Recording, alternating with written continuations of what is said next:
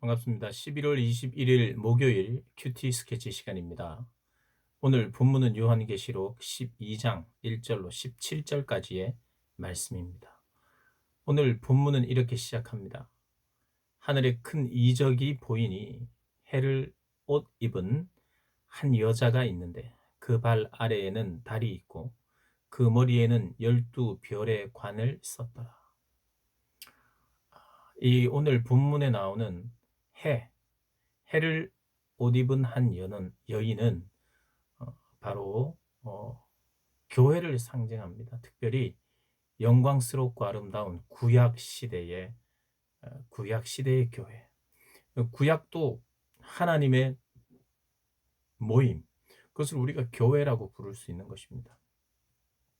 신약 시대에 이제 몸된 교회의 정확한 틀이 나왔지만 구약 시대부터도 그 교회의 모체라고 할 수 있는 그런 하나님의 백성들의 회집과 모임이 교회였죠.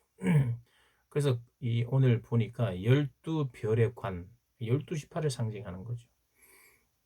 그런 해를 옷 입고 달이 있고 그 어떤 영광스러움을 표현하는 그런 내용이죠. 영광스럽고 아름다운 그 교회, 그 여인입니다. 근데 이 여인이 아이를 뵙니다. 아이를 뵈고요. 그 다음 이제 이 아이를 어, 잉태하고 해산합니다. 해산을 하고 나니까 이 해산하고 난 이 여인은 또 누구를 가리키느냐?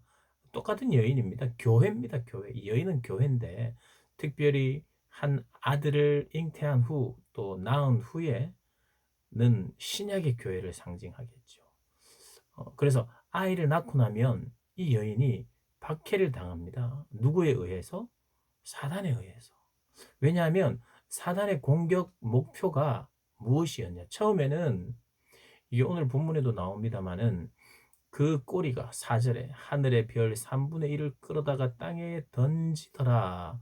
용이 해산하려는 여자 앞에서 그가 해산하면 그 아이를 삼키고자 하더니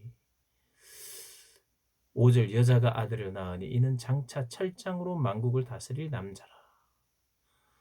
그 다음 이제 7절에 하늘의 전쟁이 있으니 미가엘과 그의 사자들이 용과 더불어 싸울세 용과 그의 사자들도 싸우나 이기지 못하여 다시 하늘에서 그들이 있을 곳을 얻지 못한지라. 이제 하늘에서 먼저 전쟁이 있었습니다. 그 전쟁이라 함은 이 사단의 교만함으로 하나님보다 높아지고자 하는 그런 어떤 사단의 교만함으로 이 사단이 천사들의 3분의 1을 타락시켜서 자기 편으로 만든 거죠. 그래서 여기 오늘 보는 미가엘 천사장 미가엘과 싸웠다는 거예요. 그들의 천사들과 이런 상징입니다. 미가엘의 천사 하나님의 천사들과 싸워서 상대가 안 돼요. 이길 수 없습니다. 그러나 이것은 무엇을 우리에게 알려주는 것이냐 하면 사단이 공격했고 사단이 마음을 먹었고 사단도 치밀하게 어찌되었든 우리가 다 이해할 수는 없지만 치밀하게 영적인 존재이기 때문에 최선을 다해서 이기려고 했을 것입니다. 하나님 모든 거 아시지만 하나님이 미가엘에게 맡기고 수적으로도 열세고 그의 능력과 한계에서도 열세였기에 이길 수가 없죠. 그래서 하늘에서 떨어졌어요. 하늘에 더 이상 그들이 있을 수 있는 곳이 없고 그들의 생각과 계획은 그들의 타락은 이미 실패해 버렸어요. 그래서 이제 땅에 떨어졌다고 하는 것이죠. 땅에 하늘에 있을 곳을 얻지 못한지라 하고 이제 13절로 넘어가서 용이 자기 땅으로 내쫓긴 것을 보고 남자를 낳은 여자를 박해하는지라.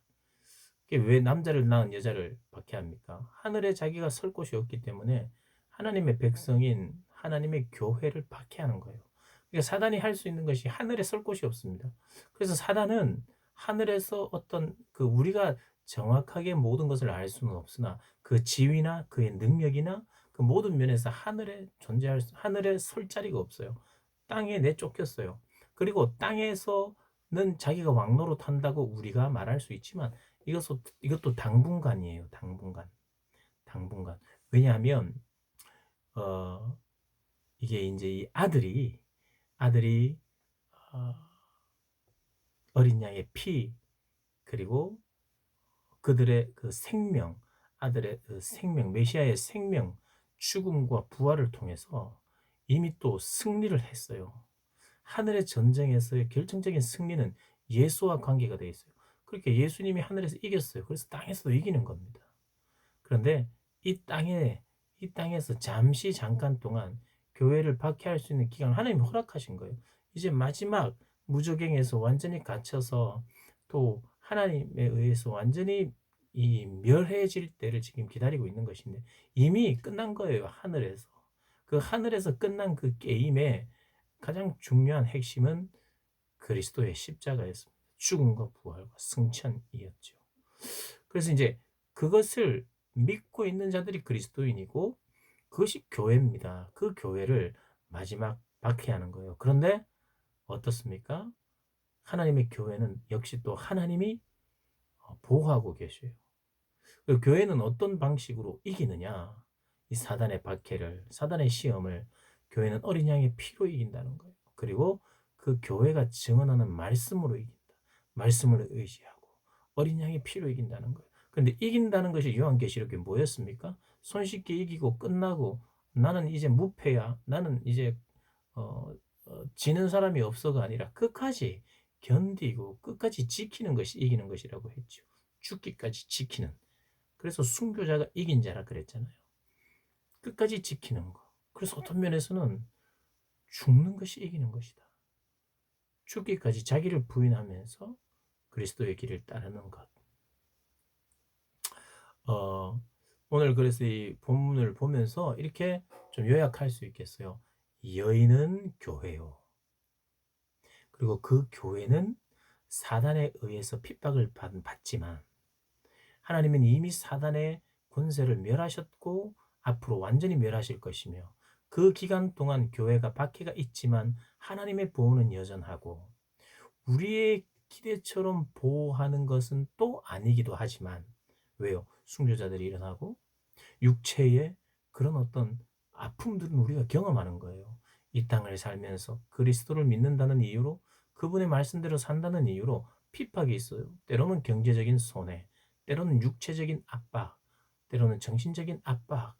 그래서 이 세상에서의 또 차별, 이런 것들이 우리의 삶을 어렵게 하고 힘들게 하는 거 있습니다. 그러나 우리의 영혼은 더 하나님을 향하게 하고 어린 양의 피로 이기게 하고 또 그분이 증언하는 또 내가 증언하는 그 말씀을 의지함으로 이긴다는 거예요. 그래 보호한다는 겁니다. 그래 결국엔 보호할 것이다. 이 세상은 박해와 하나님의 도움이 함께 있는 곳이다.